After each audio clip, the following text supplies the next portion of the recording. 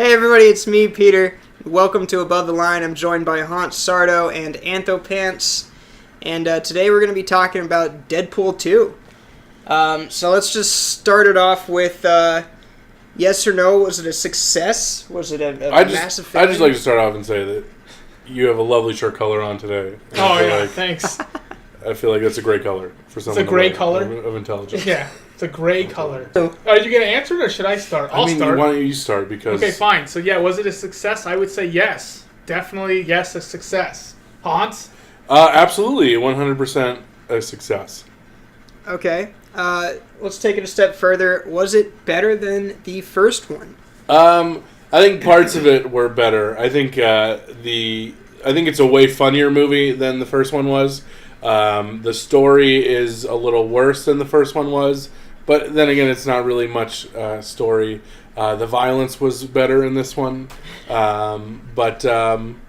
I mean, overall, I mean, it's kind of hard to pick for me which one was better. They're kind of both pretty equal movies to me, but I guess. I guess it is better. I would say it's better than the first one. Okay, very slightly. I'm going to agree with everything Hans said. Not only does he wear immaculate shirts, the greatest of colors, but yeah, I would say this was better than the first one. I think the comedy hit better.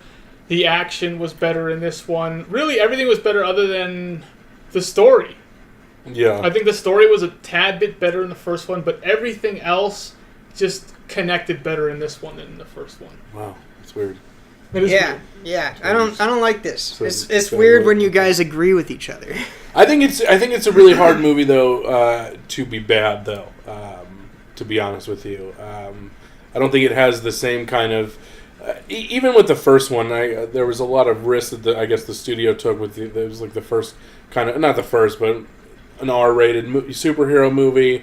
People didn't really know what they were going to get, but I mean, once you see Ryan Reynolds play that role in the first movie, I think you understand. And with the second movie, they kind of just let him, because he had a writing credit on this movie, I believe, and I don't think he did on the first one. I can't remember. I don't remember if he did or he didn't. But I think that when you have that kind of actor who, number one, I mean, this is arguably like the best casting of a role, I think, almost ever in anything ever, because he really literally is that character in real life. I mean, when you think about how he wanted to get this movie made so bad that he leaked all the test footage. I mean, he says he didn't, but he says he did at the same time. So it's like, and he does like, stuff like that. So I mean, honestly, it's no better casted. I mean, I can't think of a single role that he's born to play.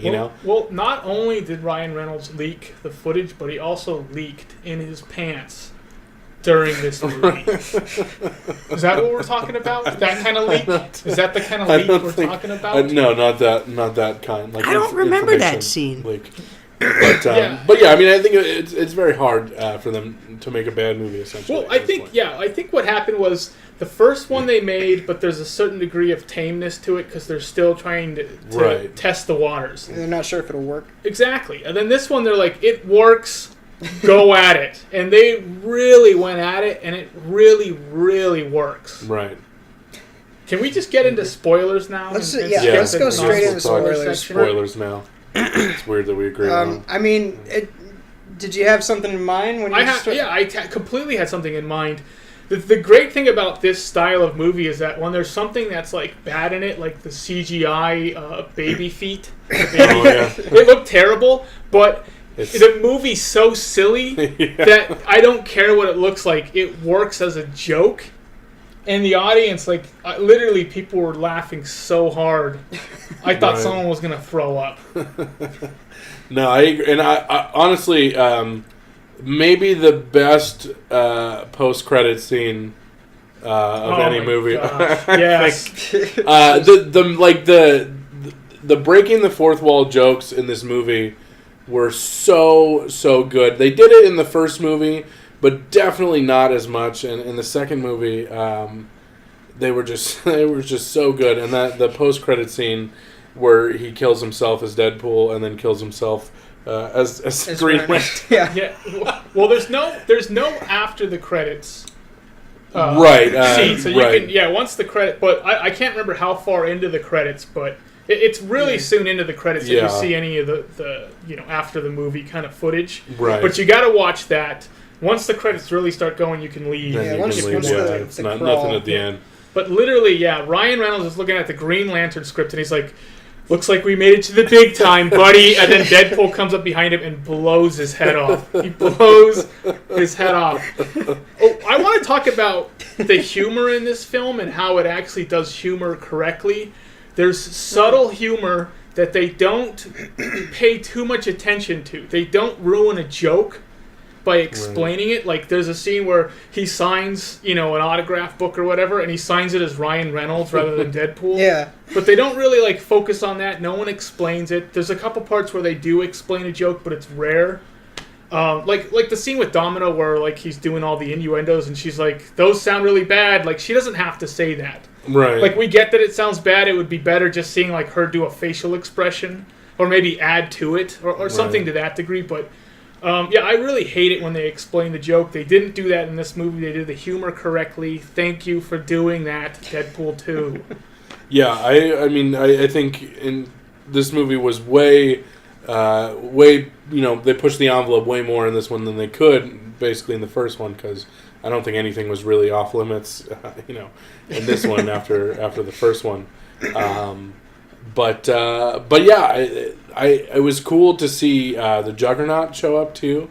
Yeah. Was that your favorite scene? Do you think having the Juggernaut show up in this movie? I mean, it was definitely the most surprised I was, and but that was super cool, and the way they didn't completely bastardize this character like they did the last time we saw Juggernaut on the big screen. But no, I honestly had no idea that they were gonna, because they allude to it. I mean, they even make a joke about it, about what's in the basement, and I didn't expect that at all. And it was super cool, and a super awesome Hulk joke when he's fighting him at the end. What was your favorite? Do you have a favorite scene, Pete? Well, not you, Hans. You right. I didn't say that was my favorite scene. Well, you my favorite scene. Yeah. My favorite scene was when he goes to the X-Men mansion. The that was so fun, and there's the really quick cameo, but when he's riding the wheelchair around, I laughed so hard throughout that yeah, he's in Mr. X's wheelchair knocking stuff over, and he puts Cerebro on, and he breaks it. He puts Cerebro on. What was your favorite, Pete? Oh man, I think that my favorite part was when they're all jumping out of the airplane. And his entire team just completely dies. There's the wind warning and Shadow Star. Everybody. He's got his ponytail in his face so he can't see, and then he gets chopped up by the helicopter, and his ponytail is on top on the windshield. That was great. That was the other. That scene that was awesome because I was super disappointed that Terry Crews is in the movie for 5 minutes, and I was expecting him to be in more. But at the same time, it was so funny that everybody dies. It's kind of it's okay. And, okay. Well, I like how Brad Pitt ended up being the Vanisher. The Vanisher. The Vanisher. You don't see him the whole movie. He's just vanished. Right. He's got, and then you just see the parachute jump out of the plane by itself. Hits the power lines. You see Brad Pitt for about a half a second, and then he's gone. Actually, I read on the internet today, I had no idea when I was watching this movie. So, when Cable first goes back in time and shows up, and there are those two hillbillies in the truck drinking beer, the guy talking is Matt Damon. What? Yes. That was Matt Damon. Yes. And the other guy was Alan Tudyk. Yes. Oh. Yeah, that's right. I didn't notice at all. I had no idea either, and I read on the internet today that... well, Alan Tudyk's a good one for Firefly fans. Right. Yeah. Wow. But, that's so funny. When Brad Pitt does some funny stuff with the... I mean, when he was the Vanisher, I remember thinking oh man, that would have been great if that were Matt Damon, because Matt Damon does all these weird, quirky cameos. He's Loki all the time. He's Loki and play within a play in Thor Ragnarok. But yeah, like Matt Damon's always doing like cameos. I didn't even know he was in this movie. I had no idea either. I literally, and I wouldn't have known. That's so either. funny. And also for the Juggernaut, the face capture and the voice is Ryan Reynolds and the director kind of combined, because I guess they were doing it in the studio at the end, and they, instead of bringing someone else in to just do the voice capture, they're like, well, you're here anyway, so just do it. Because if you in the credits it says the Juggernaut was played by himself. Yeah, Juggernaut as himself. Oh my gosh! I noticed that. I was but yeah, so I guess it was Ryan Reynolds, and a combination of Ryan Reynolds and the director. So I think Ryan Reynolds did most of the face capture, and the director did like the voice. Okay, so Hans, you already said that this had the best after the credit scenes in any movie. I gotta agree with that. I gotta agree with that. Did it also have the best during the credits scene of any movie? Oh yeah, when he goes back in time, or was it? I'm talking about like the one that have that like mock James Bond. Oh man! Oh yeah! That song was great, by the way. Yeah, that was a really good song, and that was an amazing opening. Credits. I think I like the opening credits in this movie better than in the first one. Yeah, I definitely agree. Well, they had my favorite scene of the whole movie was when it says cinematography by Blind Dan. Yeah. Blind Al. Yeah, something like that. The woman that he lives with. Yeah. There's Blind Al. Okay. And I just thought that was hilarious. And then also written by the guy who shot John Wick's dog. Yeah. I liked this movie better than the first one on I think every level. Like even the story, it took me a little while. I need to let things sit a little while before I make a decision. Yeah. But I feel like this movie had depth, and it had substance. It had emotion, which was not at all in the first movie. It didn't have, there's no depth or substance in the first. I love the first one. First one's really funny. There's some fun action scenes in it. Right. But very under budget, you can tell, compared to this movie. And no emotional resonance. Right. And also there. I mean, and it's bringing in someone like Josh Brolin, I think, to play one of the other main characters is huge, because I don't think people. I mean, he's a pretty high caliber actor, especially at this point in his career. And they don't usually do these kind of movies. And I think he plays a perfect. I mean, I think we talked about it before on other episodes about him in Men in Black 3, how he plays, Tommy Lee Jones, and he's essentially the straight man to Will Smith, and he's kind of the same character in this movie, and and it really works, I think, between them two. I wish he was in the movie a little bit more than he was. It's my only kind of complaint about his character, but I think with the future movies that they're gonna eventually, I mean, they have to now. But I think he's gonna be an awesome addition, and so is Domino. I think Domino was she really stole every scene that she was in. She was really great. Yeah, she was a lot of fun. I didn't know. I don't know a lot about Domino. I guess I don't think. I think it's like. Didn't know what to expect from her. Yeah, and I guess in the comics, like Vanessa, his girlfriend, whatever, she's like a mutant also, and she's a shape shifter. That's what she's called, or something. Okay. And like Domino, I think is and if you're watching this and I'm wrong, I'm sorry, because I don't really know. But apparently, like Domino is like someone it's one of her like alter egos, I guess, at some point. One of Vanessa's but alter then egos? at first, but then like the real Domino shows up later. I don't know. Comic books are confusing, man. Okay. Well, they have a bunch of different people all taking the same mantle. Right. So it happens all the time. I'd rather just watch the comic book in a movie. I mean, I think. To read. Right. I mean, I think there's a lot of complaint about comic book movies that they don't follow it closely. But I mean, realistically, if you try and do that, I mean, you're going to have to make 6-hour movies, and it's still not going to make sense because the comic books don't make sense. Yeah. There's a fun fact. You know how The Walking Dead feels like it never ends? Dragon Ball Z, the TV show, added in all of those like minutes and minutes of them just like while they're making fireballs to pad for runtime, right? So that they don't catch up to the source material. Yeah, there are certain things that work in comic books that don't work in movies. Right, exactly. And there's so much.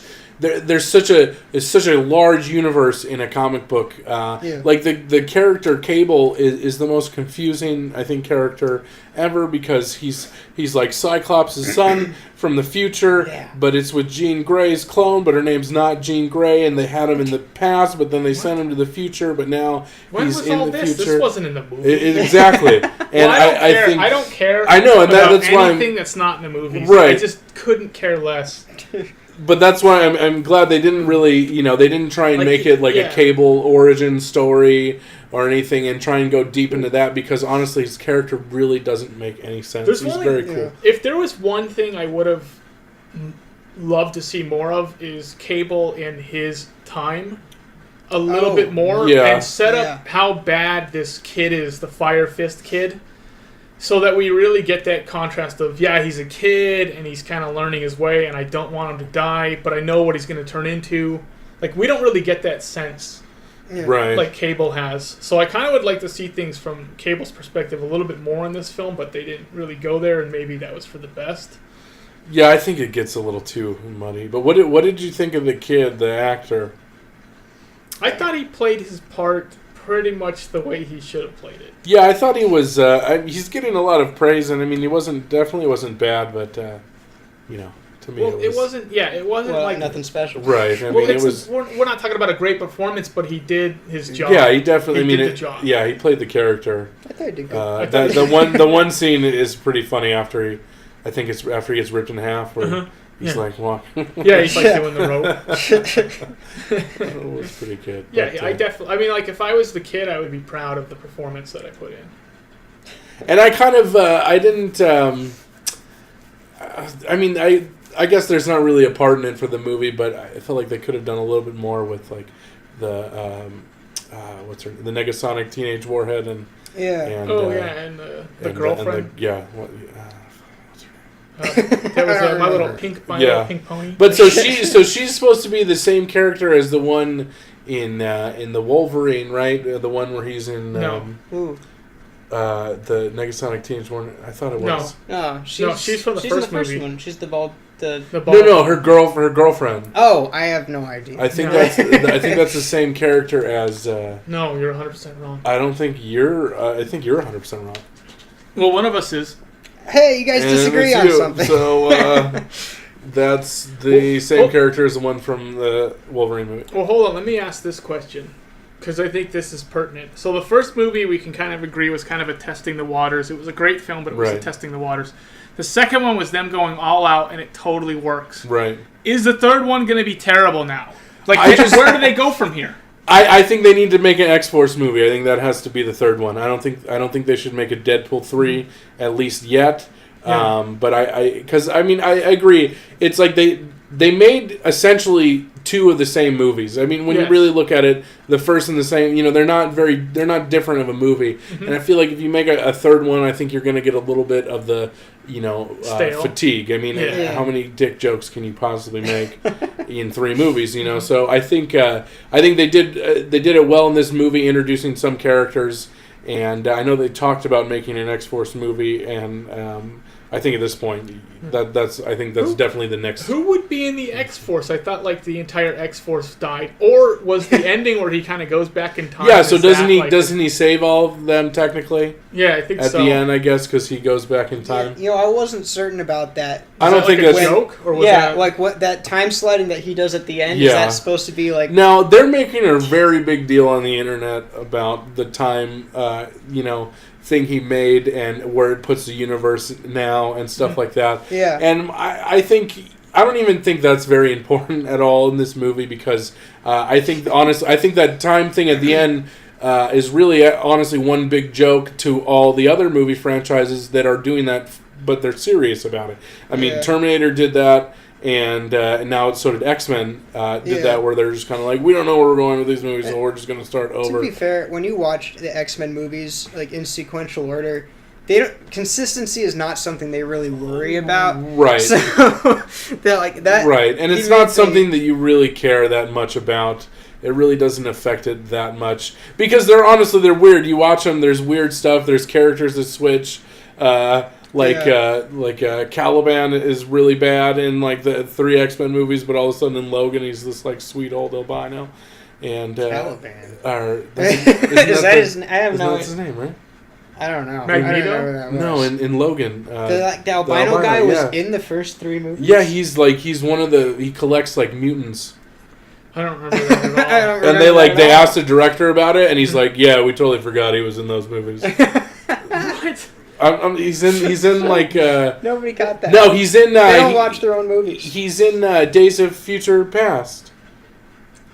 Oh, okay.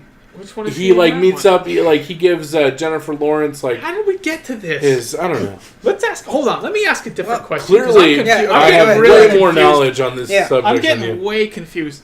What studio owns Deadpool? What universe is it? It's the X-Men universe. 20th Century Fox owns him. So this is not a Marvel film. I mean it is, but no, not in universes. It's the source material is Marvel. Yeah, but Fox owned the rights to X-Men, and that included Deadpool. So they were able to do the Deadpool movies.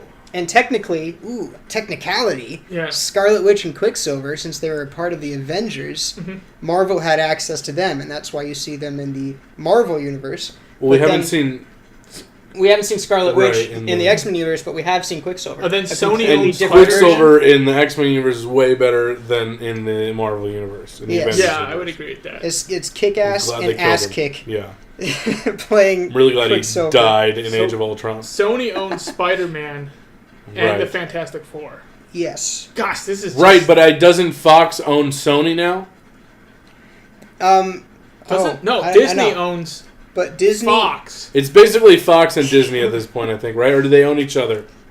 Disney... there was a deal that happened recently where Disney has access to the Fox characters. I don't know if it means they bought Fox or if they just bought the characters. But... wow. That happened recently, so there is a possibility of Deadpool now seeping into the Marvel universe. I don't think that'll ever happen, though. Yeah, I mean... Because, I don't know. They work so hard to keep things consistent in the Marvel universe that they might not want to... Well, yeah, and it's going to be very difficult, I think, for Disney to bankroll this movie. That's a good point. That's a good point. I didn't think about that. It's very not Mickey like wouldn't Disney. be happy. Yeah. I mean, it is because it would make a ton of money, but... It's not with their moral code, I guess. Yeah. But, I don't know. We'll see. Well, if he's in the X-Men universe, who would you like to see in a Deadpool 3? Or is there a character that we haven't seen yet that you really like from X-Men? Gambit. We haven't really seen a good Gambit. Well, they're talking... We saw a bad Gambit. Yeah. Oh, my God. We saw a terrible Gambit.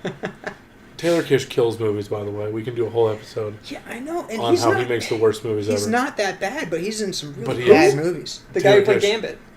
Was he also the guy from John Carter? Yeah, and Battleship, and every other terrible movie. He was in Soul Survivor. That was a good one. Or Lone Survivor? Lone Survivor, yeah, he was alright. He was in Friday Night Lights. That's, I think, where he started. Yeah. He's actually pretty good. But then nothing else. Yeah, he's not in good movies. I don't know. I mean, it's going to be... Obviously, I think, they're going to have to go forward. Will go forward with Domino and, possibly a couple other members that were in the movie. Hopefully, what's his name? Colossus. Well, yeah, but no, the guy with the mustache. Deadpool. The guy with the mustache. The guy doesn't have any powers. Peter. Peter. Yeah. Hopefully he's... His days bring him back. But I don't see how... They don't make a Deadpool and Wolverine movie at this point. I know Hugh Jackman said he doesn't want to do it, but I don't understand how he doesn't want to do that. I mean, I don't know if you follow them on social media, but they have so much fun with each other, and it looks like, I don't see how they wouldn't be down for this movie, and frankly, if they're watching, I think you're stupid for not doing it, and you owe us a great deal, so... Do they have the same healing ability, or is Deadpool's just something like... I don't know. That's another confusing thing about Deadpool, because in the comic books, he has a lot of powers. He has, like, a magic satchel that he carries that has, like, weird stuff in it. And in some versions, he can fly and, like, teleport and do weird things. So... It's all the stuff you could do in Wolverine Origins, the X-Men Origins movie. Oh, man, that was terrible. Oh, but but it's okay because Deadpool killed him. Yeah. We're just cleaning up the timeline. Really? Yeah. You seen that preview? Oh, it was funny. It looks really Maybe I interesting. did. You were probably in the bathroom for 45 I minutes might have been. during that Taking whole a pre-movie poop. 45-minute bathroom. Can't get it in the way. Anyway. We're going to do the closing, and then, Yeah. then we're going to talk about Face Off for the next 45 Hell yeah. minutes. Talk about a 45-minute dump. Well, Did you just call Face Off a 45 No, I mean, you opened the door for a Because first joke of I all, didn't want to make, Let but I me tell you couldn't something resist. right now. Face Off is a longer movie than 45 minutes, and yes, it does take a dump. Takes a I dump didn't. all You over left. good- The all joke over was too everything good in perfect this world. to not make, even though I totally disagree with it. So it's better than Con it's Air. a great movie. We can agree on that. Oh, much. Con Air is No, a I think I fantastic like Con movie. Air better than Face Off. Oh man, I think I like any movie better than Face Off. I like his Dave Chappelle. Face Off every episode. Well, that's our episode. Thank you for joining me, Hans Sardo. Thank you for joining me, Anthopants. Thank you for watching, and we'll see you next time.